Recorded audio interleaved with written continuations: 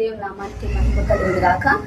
యేసుక్రీస్తు భూమి మీద జీవించి సిలువ మరణంలో అంటే సిలువ వేయబడిన తర్వాత ఇక కొద్ది నిమిషాల్లో మరణిస్తారన్న సమయంలో ఒక 7 విలువైన మాటలు పలికి ఉన్నాడు.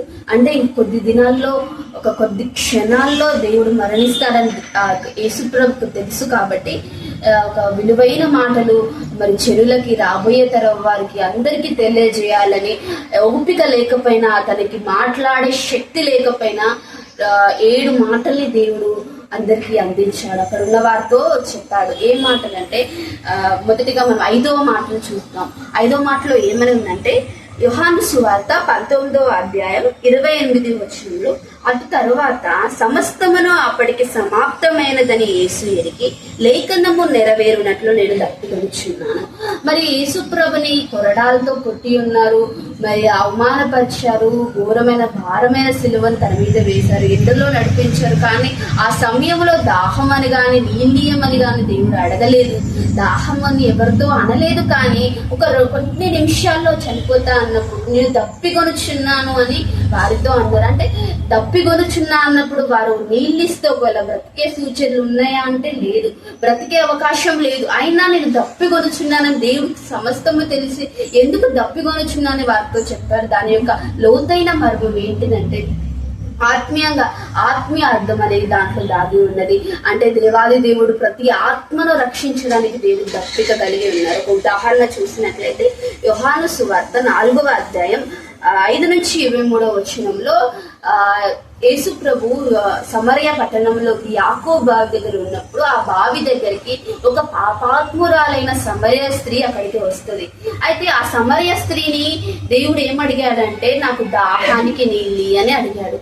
అంటే ఆ సమరయ స్త్రీ నీళ్ళు ఇచ్చినప్పుడు దాహం తీరుతుందా? ఒకవేళ సమరయ స్త్రీ నీళ్ళు ఇచ్చి ఆయన దాహం తీరినట్లు బైబుల్ వాక్యంలో లేదు. కానీ కేవలం యేసు ప్రభు దాహం అని అడిగింది మాత్రమే వాక్యంలో ఉంది.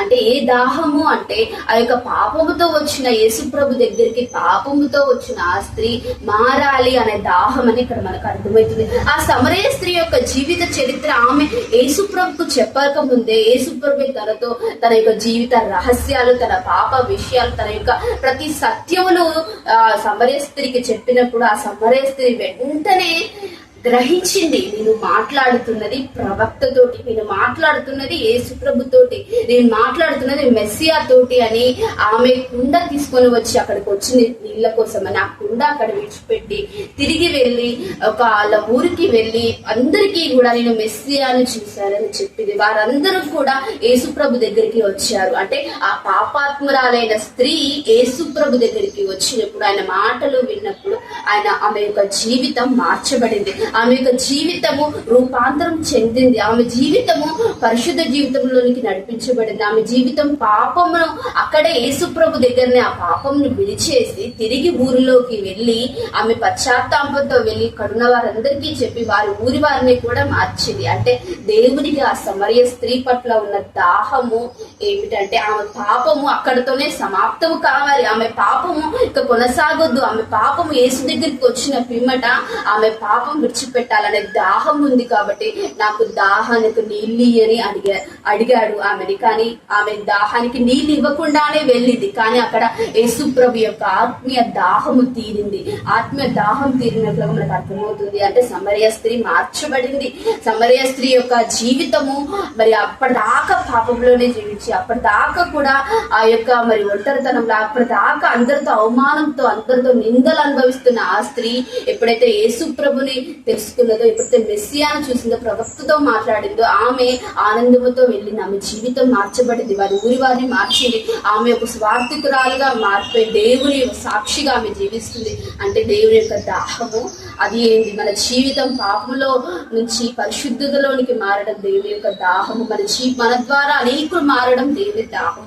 అందుకే సిలువలో దేవుడు 5వ మాటగా యేసుప్రభు 5వ మాటగా తెలియజెప్తున్నాను, నేను దప్పికొనుచున్నాను. అంటే ప్రపంచంలో ఉన్న ప్రతి ఒక్క ఆత్మ రక్షింపబడడం దేవుని యొక్క దప్పిక, మన జీవితాలు మారడం దేవుని యొక్క దప్పిక అయినది. మన యొక్క జీవితం ద్వారా అనేకులు మారడం దేవుని యొక్క దప్పిక అయినది. మరి దేవుడు వాక్యంలో తెలియజేసినట్లుగా నేను దప్పికొనుచున్నాను అందరితో చెప్తున్నాడు, మనతో కూడా చెప్తున్నాను, నేను దప్పికొనుచున్నాను.